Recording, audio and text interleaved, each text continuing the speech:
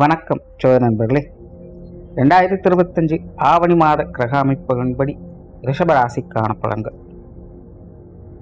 இந்த ஆவணி மாதத்தில் சூரியனானது சிம்ம ராசியில் ஆட்சி நிலை பெற்று கேதுவோடு சேர்ந்து சஞ்சாரம் செஞ்சுட்டு வரும். மாதத்தின் பிற்பகுதியில் புதன் மற்றும் சுக்கிரனுடைய சேர்க்கையும் இருக்கும். ஸோ நார்மலாக பார்த்தீங்கன்னா இந்த மாதம் கிரகண அமைப்புகள் இருக்குது. பட் நம்ம ஊரில் இது பெருசாக தெரியாது, ஒரு பார்ஷியலாக தான் வேலை செய்யும். பட் நார்மலாகவே இந்த கிரகண அமைப்புகள் இருக்கக்கூடிய அந்த காலகட்டம் என்பது ஜென்ரலாகவே எல்லா விஷயங்களும் கொஞ்சம் மந்தமாகத்தான் இருக்கும். குறிப்பாக இந்த மாதம் அரசியல் மற்றும் அரசாங்கம் சார்ந்த விஷயங்கள், நிதிநிலை சார்ந்த விஷயங்கள், என்டர்டெயின்மெண்ட், மீடியா போன்ற விஷயங்கள்லாம் பார்த்தீங்கன்னா இந்த காலகட்டங்களில் அதிக பேசுபொருளாக இருக்கும். பட் அதெல்லாமே ஒரு நெகட்டிவான ஷேடில் பேசுபொருளாக இருக்கும். அதாவது பொதுவான வகையில் மக்கள் விரும்பத்தகாத வகையில் இந்த விஷயங்கள்லாம் கொஞ்சம் சங்கடத்தோடு பேசுபொருளாக இருக்கும். ஸோ இந்த மாதிரியான ஃபீல்டில் இருக்கக்கூடியவங்கெல்லாம் இந்த மாதம் கொஞ்சம் கவனமாக இருங்க. அதே போல் இந்த முறை பார்த்திங்கன்னா புதன் சுக்கிரனுடைய சேர்க்கை இருக்கிறதுனால பெண்கள் கொஞ்சம் கவனமாக இருங்க. குறிப்பாக இளம் பெண்கள். அதாவது இந்த மாதிரியான கிரகண அமைப்புகள் வரும்பொழுது பெரும்பாலும் இந்த உயிரினங்களுக்கு செக்ஸுவல் ப்ரெஷர் அதிகமாகும். இந்த மாதிரியான விஷயங்களில் கொஞ்சம் சைக்கோத்தனமாக நடந்துப்பாங்க. இதெல்லாம் ஆணுக்கும் பொருந்தும், பெண்ணுக்கும் பொருந்தும். அதனால இந்த மாதிரியான காலகட்டங்களில் மெயினாக அந்த கணவன் மனைவி உறவுகளுக்குள்ள கருத்து வேறுபாடுகள் ஏற்படுறது, அகாத உறவுகள், சகவாசங்கள் போன்ற விஷயங்களில் சங்கடங்கள் ஏற்படுறது, இந்த மாதிரியான சங்கடங்கள் அதிகம் ஏற்படும்.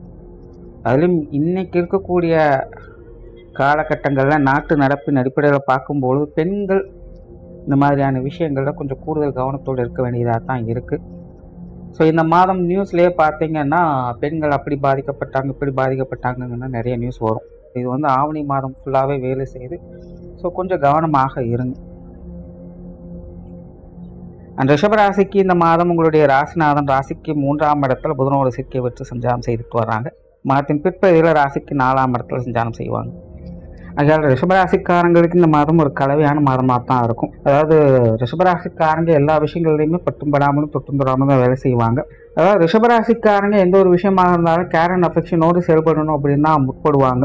பட் இருந்தாலும் சூழ்நிலை சந்தர்ப்பங்களானது உங்களுக்கு பெரிய அளவில் கை கொடுக்காதனால சூழ்நிலைகளுக்கு தகுந்த மாதிரி பட்டும் படாமலும் தொட்டும் தொடாமலும் இருந்துட்டு வருவாங்க. சில விஷயங்களில் விடாமுயற்சியோடு இருந்து வருவாங்க. அது அவங்களுக்கு கொஞ்சம் தன்னம்பிக்கையோடு வெற்றியை பார்க்க முடியும். பேச்சுவார்த்தைகள் சார்ந்த விஷயங்கள் சாதகமாக இருக்கும். கலகலப்பான தன்மைகளை பேசி வருவீங்க. புத்தி சாதுரியத்தோடும் பேசி வருவீங்க. சொன்ன சொல்லை காப்பாற்றக்கூடிய திறன் ஏற்படும்.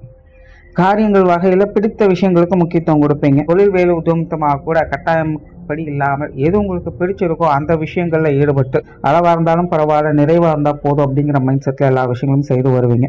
சிலருக்கு புதிய வேலை வாய்ப்புகள், தொழில் வாய்ப்புகள் போன்ற விஷயங்கள் சாதகமாக இருக்கும். பொருளாதாரம் சம்பந்தப்பட்ட விஷயங்கள் சமாளிக்கக்கூடிய நிலைகள் இருக்குது. குறிப்பாக ரிஷபராசிக்காரங்க இந்த மாதம் பார்த்தீங்கன்னா பொருளாதாரம் சார்ந்த விஷயங்களுக்காக கொஞ்சம் கூடுதல் முயற்சி எடுத்து வருவாங்க. அது சார்ந்த விஷயங்களும் சாதகமாகவே இருக்கும். சொத்து சுகங்கள் மற்றும் வாகன ரீதியான விஷயங்கள்ல கொஞ்சம் கவனமாக இருங்க. பொதுவாக இந்த அசட் சம்பந்தப்பட்ட விஷயங்கள்லாம் ரிஷபராசிக்காரங்க கொஞ்சம் தேவையில்லாத டென்ஷனையும் அலைச்சலையும் ஏற்படுத்தும். முடிஞ்ச அளவுக்கு இந்த மாதம் இது சார்ந்த விஷயங்களை கொஞ்சம் தள்ளி போட்டுக்கிறது நல்லது. அதே போல் கோர்ட்டு கேஸு, பஞ்சாயத்து போன்ற விஷயங்கள், இது சார்ந்த விஷயங்கள் முடிஞ்ச அளவுக்கு கொஞ்சம் நிதானத்தை கடைபிடிச்சுக்கோங்க. அதே போல் இந்த பாகப்பிரிவினைகள் போன்ற விஷயங்கள் செயல்படுறது அல்லது பேச்சுவார்த்தைகள் சார்ந்த விஷயங்கள்லாம் கொஞ்சம் நிதானத்தை கடைபிடிச்சுக்கிறது முடிஞ்ச தள்ளி போட்டுக்கோங்க.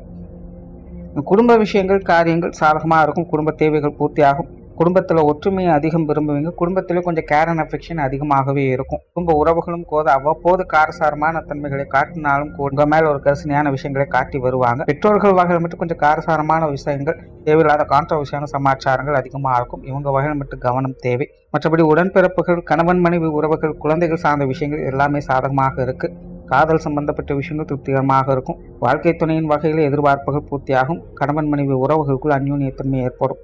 இந்த மாதம் உங்களுடைய வாழ்க்கை துணைக்கு சப்போர்ட்ஃபுல்லாக சில விஷயங்களை முன்னிருந்து செய்து வருவீங்க. அவங்களும் நிறைய விஷயங்கள் உங்களுக்கு சப்போர்ட்ஃபுல்லாகவும் ஆறுதலாகவும் இருந்து வருவாங்க. திருமண அமைப்புகள், புத்திரவாக்கிய அமைப்புகள் சாதகமான நிலைகளே இருக்கு. மாணவர்கள் கல்வி வித்தை சார்ந்த விஷயங்கள் அலைச்சலோட ஆதாயங்களை தந்து வரும். அதாவது தனிப்பட்ட முறையில் மாணவர்களுடைய அறிவு சார்ந்த விஷயங்கள் விருத்தியாகும். மாணவர்களுக்கு தானாகவே எல்லாத்தையும் புரிந்து கொள்ளக்கூடிய தன்மை ஏற்படும். ஆனால் அதை வைத்து பிரயோஜனமாக ஒரு விஷயத்தை செய்யணும்னு நினைக்கும் போது அதற்கு தடை தாமதங்கள் அதிகமாக இருக்கும்.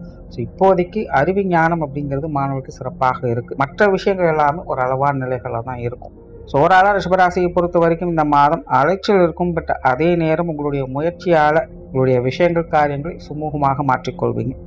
நன்றி, வணக்கம், வாழ்க வளமுடன்.